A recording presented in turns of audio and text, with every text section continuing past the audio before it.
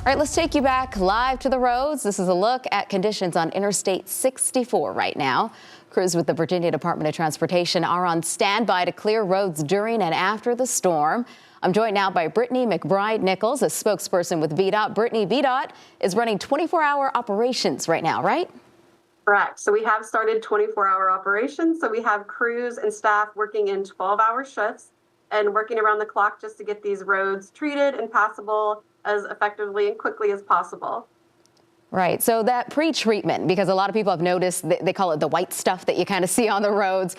How do you guys treat the roads to, maybe help it from icing over or stop the snow from sticking?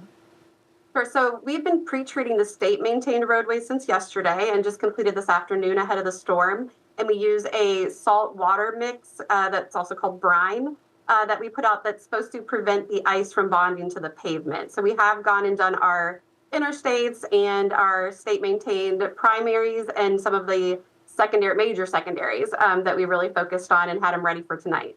All right. Is VDOT ready for anything? This is the first time in a while that we've had considerable snowfall, or we're expecting considerable snowfall. So how often do you deal with this? When was the last time VDOT had to deal with this much snow? And how do you guys prepare for something like this to happen after several years?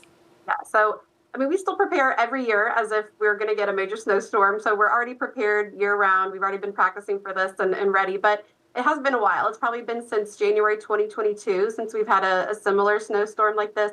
However, that one was a much longer duration, so it had higher snowfall amounts. And fortunately, this storm is moving a lot quicker and will be out by tomorrow morning.